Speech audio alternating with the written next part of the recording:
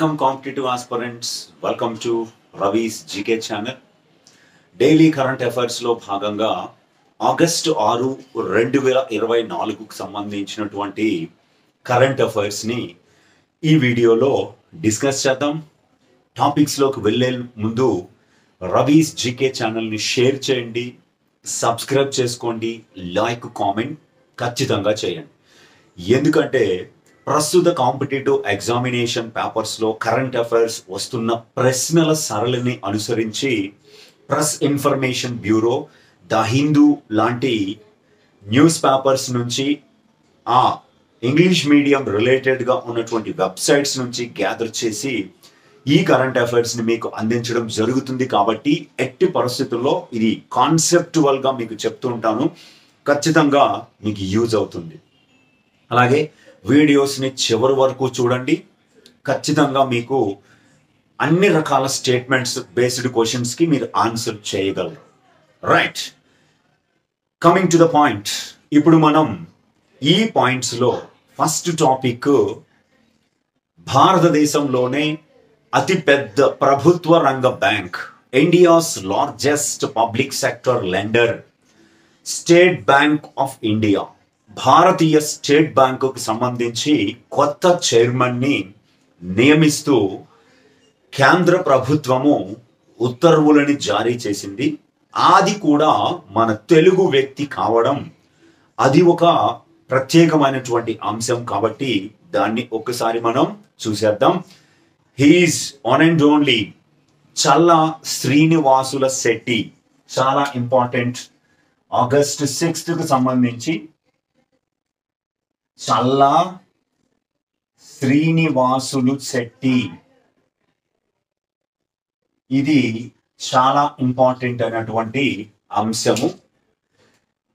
భారతదేశంలో అతిపెద్ద ప్రభుత్వ రంగ బ్యాంకు అయినటువంటి స్టేట్ బ్యాంక్ ఆఫ్ ఇండియాకి కొత్త చైర్మన్ గా ఈయన నియమించబడినాడు.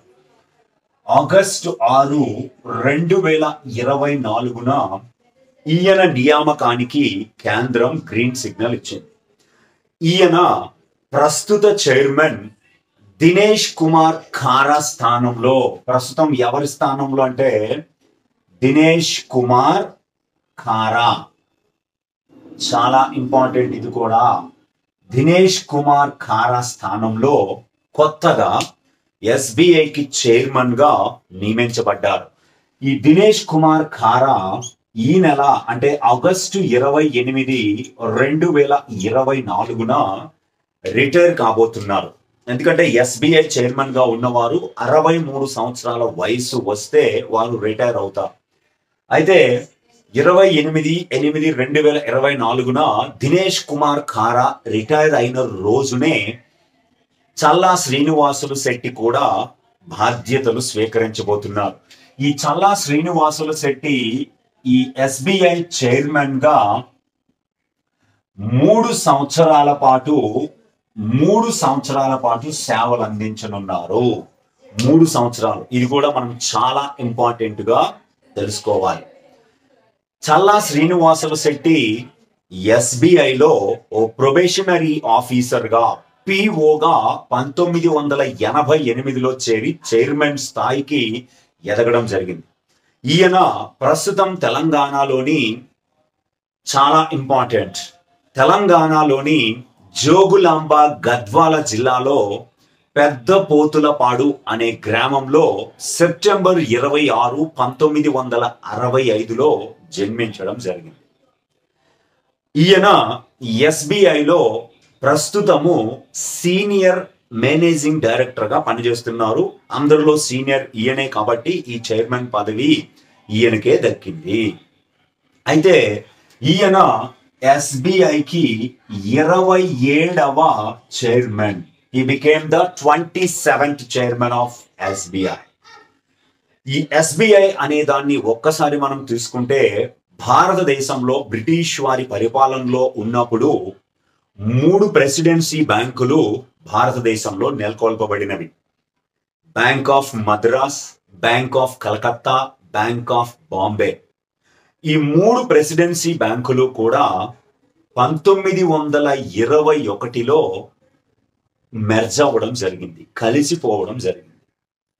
1921లో మెర్జ్ అయ్యి ఇంపీరియల్ బ్యాంక్ ఆఫ్ ఇండియాగా అవి 3 ప్రెసిడెన్సీ బ్యాంకులు ఏర్పడ్డాయి. ఆ ఇంపీరియల్ బ్యాంక్ ఆఫ్ ఇండియా భారతదేశము అలాగే పాకిస్తాన్, బర్మా దేశాలకి కూడా ఇవి కేంద్ర బ్యాంకుగా పనిచేసింది, ఇంపీరియల్ బ్యాంక్ ఆఫ్ ఇండియా. ఆ తర్వాత 1934లో హిల్టన్ యంగ్ కమిషన్ లేదా royal commission on Indian finance చేసిన సిఫార్సుల మేరకు భారతదేశంలో ఆర్బిఐ యాక్ట్ 1934ని తీసుకురావడం జరిగింది. ఆర్బిఐ చట్టం 1934. ఆ చట్టం ప్రకారము ఏప్రిల్ 1, 1935 నుండి భారతీయ రిజర్వ్ బ్యాంక్ ఏర్పాటైంది. ఇది భారతదేశం యొక్క కేంద్ర బ్యాంక్ ఆర్బిఐ.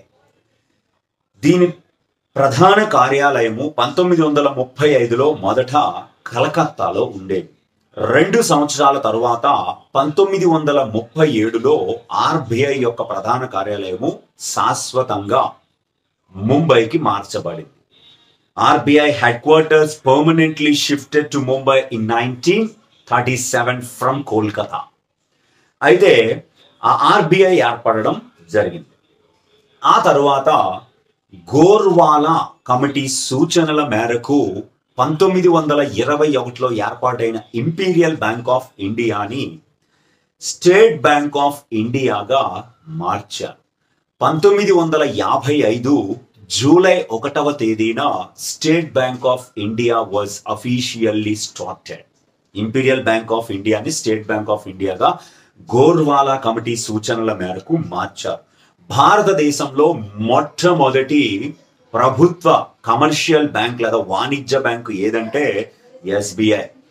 దీని ప్రధాన కార్యాలయము ముంబైలో ఉన్నాయి. ఆ ఎస్బిఐ భారతదేశంలోనే అతి పెద్ద కమర్షియల్ బ్యాంకుగా చెబుతారు. రైట్. ప్రస్తుతం భారతదేశంలో 12 ప్రభుత్వ బ్యాంకులు ఉన్నాయి. అందులో 11 నేషనలైజ్డ్ బ్యాంక్స్, జాతీయ బ్యాంకులు, 1 ఎస్బిఐ. అలాగే 21 ప్రైవేటు బ్యాంకులు భారతదేశంలో సేవలు అందిస్తున్నాయి. ఓకే. అలా ఆ ఎస్బిఐకి 2013లో అయితే ఒక మహిళ తొలిసారిగా చైర్మన్ అయ్యారు, అరుంధతి భట్టాచార్య. ఆ తర్వాత దినేష్ కుమార్ ఖారా. ఆ తర్వాత మనకి ఇప్పుడు దినేష్ కుమార్ ఖారా స్థానంలో శ్రీనివాసులు శెట్టి ఈ నెల 28 ఆగస్టు 28, 2024 నుంచి బాధ్యతలను స్వీకరించనున్నారు. రైట్. నెక్స్ట్ చాలా ఇంపార్టెంట్ అయినటువంటి మరొక అంశము ఇప్పుడు డిస్కస్ చేద్దాం. Tim Walz. వార్తల్లోకి వచ్చినటువంటి మరొక వ్యక్తి టిమ్ వాల్జ్. ఈ టిమ్ వాల్జ్ ప్రతి లీపు సంవత్సరానికి ఒకసారి అమెరికాలో ఎన్నికలు జరుగుతూ ఉంటాయి, అధ్యక్ష ఎన్నికలు. ఇది లీపు సంవత్సరం కాబట్టి 2024 నవంబర్లో ఎన్నికలు జరుగుతాయి. కొత్తగా ఎన్నికైన అధ్యక్షుడు 2025 జనవరి 20న ప్రమాణ స్వీకారం చేస్తాడు. అది సాంప్రదాయం. జనవరి 20 అనేది ఫిక్స్డ్ డేట్ నెక్స్ట్ ఇయర్. అయితే అమెరికాలో సాంప్రదాయపరంగా 2 పార్టీల వ్యవస్థే ఉంటుంది. 1 డెమోక్రటిక్ పార్టీ, 2 రిపబ్లికన్ పార్టీ. ప్రస్తుతం అధికారంలో ఉన్నది డెమోక్రటిక్ పార్టీ, జో బైడెన్. ఆయన స్థానంలో ప్రస్తుత ఉపాధ్యక్షురాలుగా ఉన్నటువంటి కమలా హ్యారిస్ ని డెమోక్రటిక్ పార్టీ అధ్యక్ష అభ్యర్థిగా, ప్రెసిడెన్షియల్ క్యాండిడేట్ గా డెమోక్రటిక్ పార్టీ ప్రకటించడం జరిగింది. ఆ తరువాత ఒకవేళ గనక కమలా హ్యారిస్ అధ్యక్షగా బాధ్యతల్ని స్వీకరిస్తే, అధ్యక్షునిగా ఎన్నికైతే, అమెరికా చరిత్రలో మొట్టమొదటి మహిళా అధ్యక్షులు కానున్నారు ఎన్నికైతే. ఇది గుర్తుపెట్టుకోండి. ఇప్పటి వరకు ఒక్క మహిళ కూడా అమెరికా అధ్యక్ష బాధ్యతలు స్వీకరించలేదు. ఈ డెమోక్రటిక్ పార్టీ ఎన్నికల గుర్తు గాడిద, రిపబ్లికన్ పార్టీ ఎన్నికల గుర్తు ఏనుగు. అయితే ఈ కమలా హ్యారిస్ భారత మూలాలు ఉన్నటువంటి వ్యక్తి, తమిళనాడు రాష్ట్రానికి చెందినటువంటి పూర్వీకులు ఉన్నట్లుగా చెబుతారు. అయితే ఈ కమలా హ్యారిస్ మొన్న ఆగస్టు 6, 2024న మిన్నెసోటా గవర్నర్ గా ప్రస్తుతం పనిచేస్తున్న టిమ్ వాల్జ్ని వైస్ ప్రెసిడెంట్ క్యాండిడేట్ గా కమలా హ్యారిస్ ప్రకటించారు. Tim Walz is Democratic candidate. Kamala Harris selected Minnesota Governor Tim Walz as a vice presidential candidate for the Democratic Party for 2024 elections on August 6th, 2024. ఈయన 60 సంవత్సరాల వయసు ఉన్నాడు వ్యక్తి.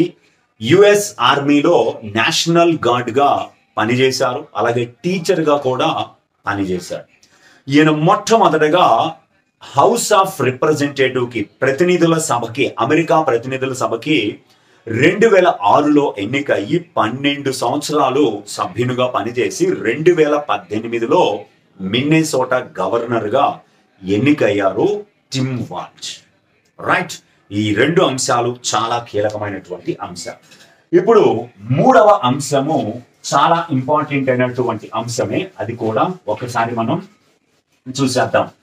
అలాగే America అనేటువంటి అంశం వచ్చింది కాబట్టి ఇప్పుడు ఒకసారి మనం దాన్ని కూడా డిస్కస్ చేద్దాం. ఇప్పటి వరకు భారత్ని సందర్శించిన అమెరికా అధ్యక్షులు అని అంటే సింపుల్ గా గుర్తుపెట్టుకోండి స్టూడెంట్స్. భారత్ని సందర్శించిన తొలి అమెరికా అధ్యక్షుడు డ్వైట్ ఐజన్ హోవర్. జవహర్లాల్ నెహ్రూ ప్రధానిగా ఉన్నప్పుడు 1959లో ఆయన సందర్శించారు.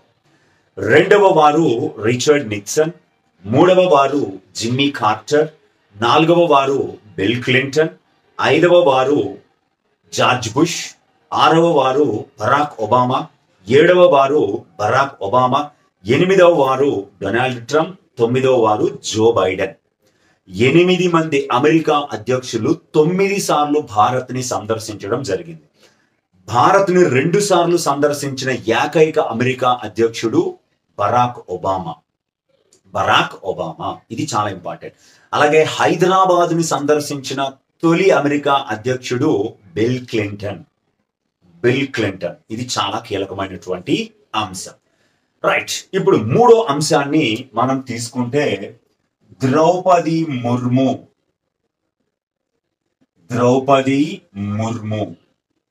ఈ ద్రౌపది ముర్ము భారత ప్రస్తుత రాష్ట్రపతి, ప్రెసిడెంట్ ఆఫ్ ఇండియా. భారత రాష్ట్రపతిగా ఉన్న ఈమె రీసెంట్ గా 3 దేశాల పర్యటనకి వెళ్ళడం జరిగింది. ఫస్ట్ ఆమె ఫిజీ అనే పసిఫిక్ ఐలాండ్ దేశాన్ని, ఆ తర్వాత న్యూజిలాండ్, ఆ తర్వాత తైమోర్ లెస్తే అనే 3 దేశాల పర్యటనకి వెళ్ళడం జరిగింది. అందులో మొదటి దేశము ఫిజీ. ఫిజీకి భారత్కి మంచి సంబంధాలు, వ్యాపార పరంగా కావచ్చు, ఇతర అంశాల పరంగా మంచి రిలేషన్స్ ఉన్నాయి. అయితే ఆ ఫిజీ దేశము ఆగస్టు 6, 2024న ఆ దేశ అధ్యక్షుడు రతు విలియమే మైవల్లి కటోనివేరే. రటు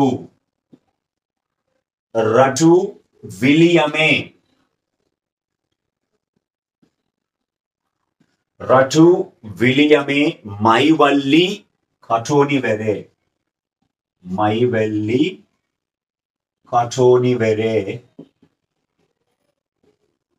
కటోనివేరే చాలా ఇంపార్టెంట్.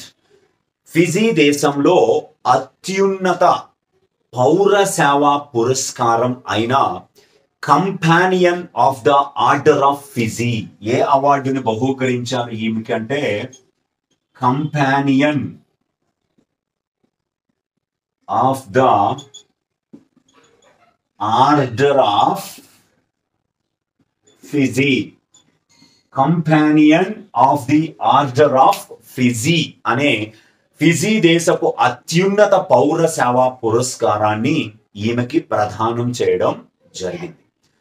ఫిజీ దేశాన్ని సందర్శించిన తొలి భారత రాష్ట్రపతిగా ద్రౌపది ముర్ము చరిత్ర సృష్టించారు. ఫిజీ దేశ పార్లమెంటును ఉద్దేశించి ప్రసంగించారు. ఫిజీ రాజధాని సనాలో భారత సంతతి వ్యక్తులను ఉద్దేశించి ప్రసంగాన్ని కూడా ఇవ్వడం జరిగింది. దక్షిణ పసిఫిక్ మహాసముద్ర దేశమైన ఫిజీ. అయితే ఫిజీ ప్రధానమంత్రి సితవేని రబుకా ప్రధాని, రటు విలియమే మైవల్లి కటోనివెరే అధ్యక్షుడిగా పనిచేస్తున్నారు. చాలా చాలా ఇంపార్టెంట్. ఈమె ఈ అవార్డు తీసుకున్న తర్వాత ద్రౌపది ముర్ము చేసిన ప్రకటన ఏమిటంటే, రెండు దేశాల మధ్య భారీ స్థాయిలో స్థితిస్థాపక బలమైనటువంటి ప్రోత్సాహాన్ని ప్రాస్పరస్ నేషన్ గా ఫిజీని తీర్చిదిద్దడం కోసం భారత్ సహకరిస్తుందని ప్రకటించారు. ఈ అవార్డు పొందిన రాష్ట్రపతిని భారత ప్రధానమంత్రి నరేంద్ర మోదీ శుభాకాంక్షలు తెలిపి కంగ్రాచులేషన్స్ మెసేజ్ ని ఎక్స్ ద్వారా అంటే ట్విట్టర్ ద్వారా ఆమెకి తెలియజేయడం జరిగింది.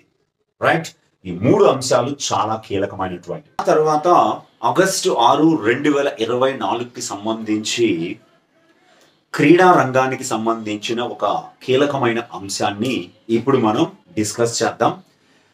అవినాష్ సబలే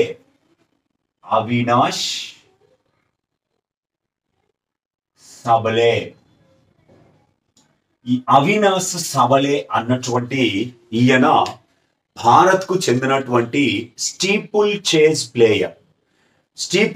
ప్లేయర్ అంటే మధ్యలో కొన్ని హైట్ తో ఆటంకాలు ఉంటాయి. ఆ ఆటంకాన్ని దాటుకుంటూ పరిగెత్తేటువంటి runner steeple chase runner.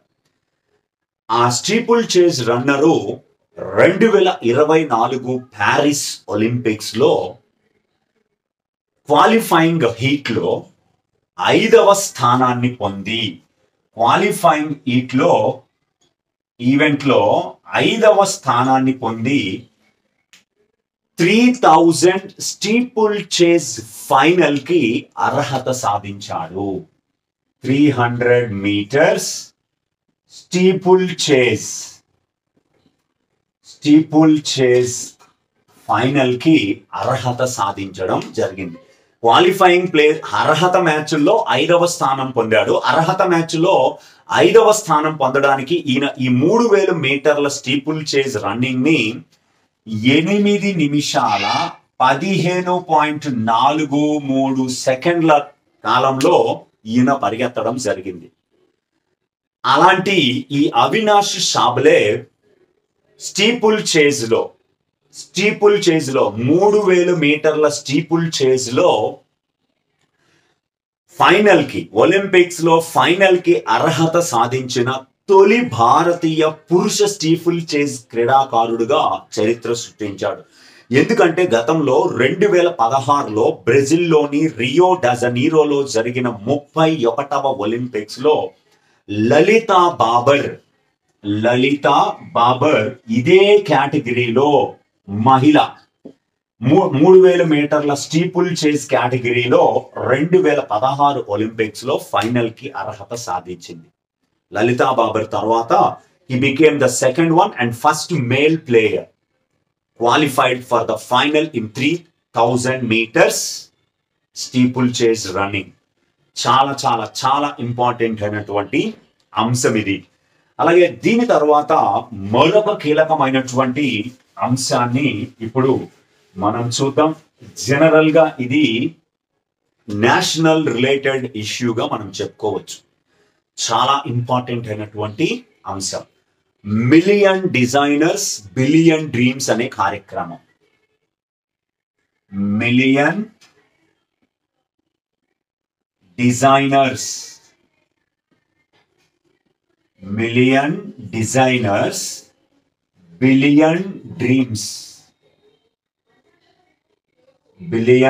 Dreams కార్యక్రమం చాలా important.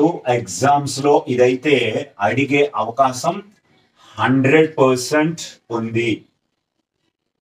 Million designers billion dreams. ఈ కార్యక్రమాన్ని ఆగస్టు 6, 2024న ఎవరు ప్రారంభిస్తున్నట్లుగా ప్రకటించారు అంటే DAY NRLM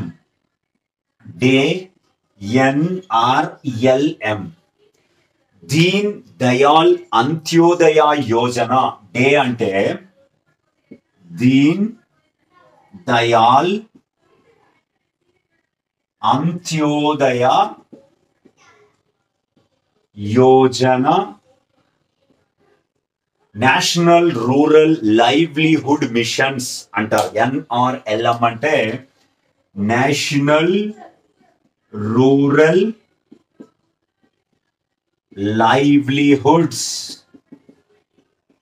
livelihoods mission. Most important ఇది. గ్రామీణ స్థాయిలో పేదరిక నిర్మూలన కోసం తీసుకొచ్చినటువంటి ఒక అద్భుతమైన కార్యక్రమం. ఈ కార్యక్రమం ద్వారా ఈ మిలియన్ డిజైనర్స్ బిలియన్ డ్రీమ్స్ అనే కార్యక్రమాన్ని ప్రారంభిస్తున్నట్లుగా ఈ ఆగస్టు 6, 2024న ప్రకటించారు. ఈ వినూత్నమైన కార్యక్రమం it is a special innovative programme. ఇది సంక్లిష్టమైన సామాజిక సవాళ్లను ఎదుర్కోవడానికి వ్యవస్థల రూపకల్పన పరిజ్ఞానంతో భారతదేశం అంతటా వ్యక్తులను శక్తివంతం చేయడానికి లక్ష్యంగా ఈ మిలియన్ డిజైనర్స్ బిలియన్ డ్రీమ్స్ అనే పథకాన్ని ప్రారంభించడం జరిగింది.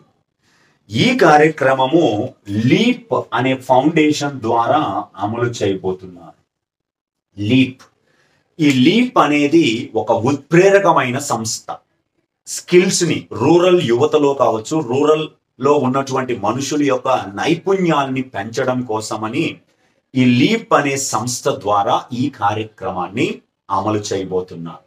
అయితే ఈ లీప్ అనేటువంటి ఒక సంస్థ చాలా కీలకమైనటువంటి అంశం.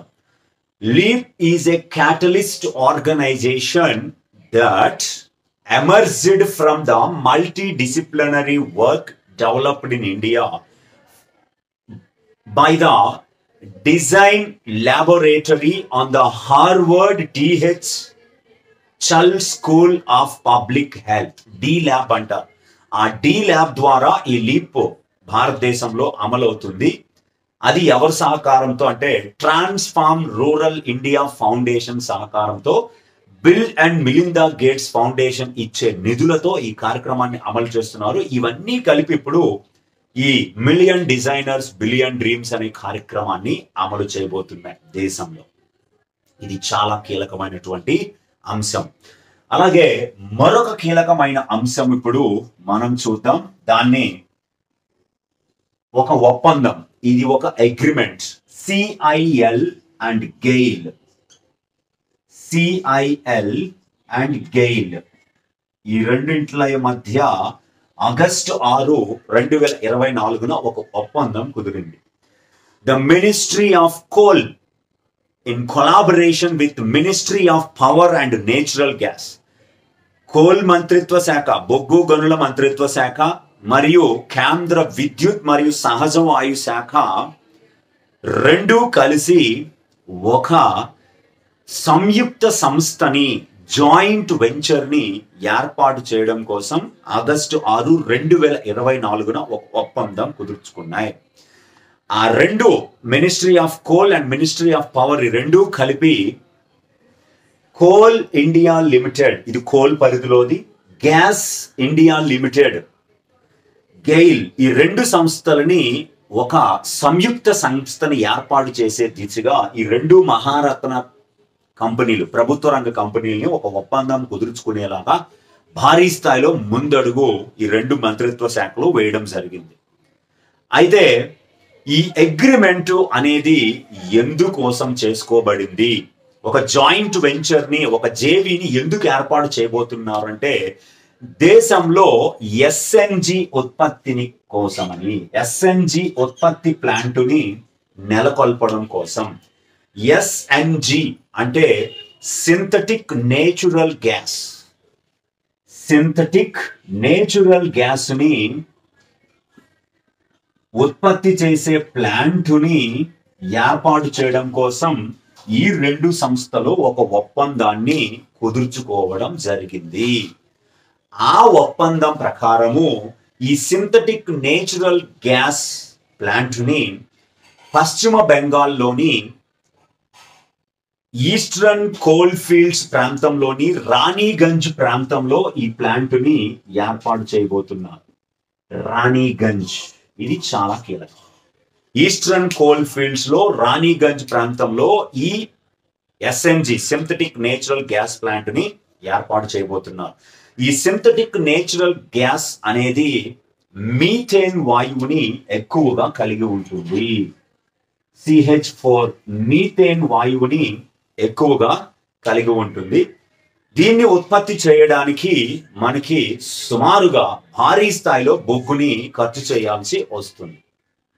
అయితే ఈ ప్లాంట్ రాణిగంజ్ ప్రాంతంలో పశ్చిమ బెంగాల్లో ఏర్పాటు చేయబోతున్న ఈ ప్లాంట్ గంటకి 80,000 NM3 SNGని 80,000 గంటకి 80,000 NM3ని గంటకి ఉత్పత్తి చేయాలని లక్ష్యంగా పెట్టుకున్నారు. నార్మల్ మీటర్ పెర్ అవర్ అని అంటారు. NM3 అంటే normal metre cubed per hour. ఈ యూనిట్ సాధారణంగా గ్యాస్ ప్రవాహానికి ఉపయోగిస్తారు. NM3 అనేది normal metre cubed per hour అనేది చెబుతారు. 8,000 NM3ని ఉత్పత్తి చేయాలి గంటకి అని ఈ ప్లాంట్ ఇనీషియల్ గా ప్లాన్ చేసుకుంది. ఒక సంవత్సరానికి యాన్యువల్ ప్రొడక్ట్ గా 633.6 మిలియన్ NM3ని ఉత్పత్తి చేయాలని లక్ష్యంగా పెట్టుకోవడం. ఒక జాతీయ స్థాయి అంశము దేశంలో వీధి కుక్కల జనాభా. ఈ దేశంలో వీధి కుక్కల అలాగే వాటికి గురైనటువంటి కాట్లు ఎంతమందికి అవుతున్నాయి, డాగ్ బైట్స్ అనేది ఒకసారి మనం చూస్తే కేంద్ర ప్రభుత్వము animal birth control rules 2023 stray dogs అంటారు. స్ట్రే డాగ్స్ అంటే వీధి కుక్కలు. వీధి కుక్కలు దీన్ని కేంద్ర యానిమల్ హస్బెండరీ మినిస్ట్రీ ప్రకటించడం జరిగింది. అందుకోసమని ఆగస్టు 6న అందుకే దీన్ని చెప్పుకోవాలి. జంతువుల జనన నియంత్రణ నియమాలు 2023ని మార్చి 10, 2023న కేంద్రము విడుదల చేయడం జరిగింది. ఏ దానిలో భాగంగా ఈ నియమాలను విడుదల చేసిందంటే prevention of cruelty to animals act 1960 1960 జంతువుల హింస నిరోధక చట్టం 1960 ప్రకారము ఈ యానిమల్ బర్త్ కంట్రోల్ రూల్స్ 2023ని తీసుకోవడం జరిగింది. అయితే దీని ప్రకారము ఇవి భారీ స్థాయిలో నియంత్రించాలని అనుకున్నారు, కానీ అది జరగడం లేదు. అయితే దేశవ్యాప్తంగా గత 5 సంవత్సరాలలో వీధి కుక్కలు కరవడం ద్వారా గాయపడినటువంటి వారి సంఖ్యని కేంద్ర ప్రభుత్వం ప్రకటించింది. 2023లో సుమారుగా 30,43,339 మంది ఈ కుక్క కాటుకి గురయ్యారు. ఇది 2022లో 21,80,185 మంది గురైతే 2021లో 17,01,133 మంది, 2020లో 46,33,493 మంది, 2019లో 72,77,523 మంది ఈ వీధి కుక్క కాట్లకి గురైనట్లుగా కేంద్రం అధికారికంగా ప్రకటించింది.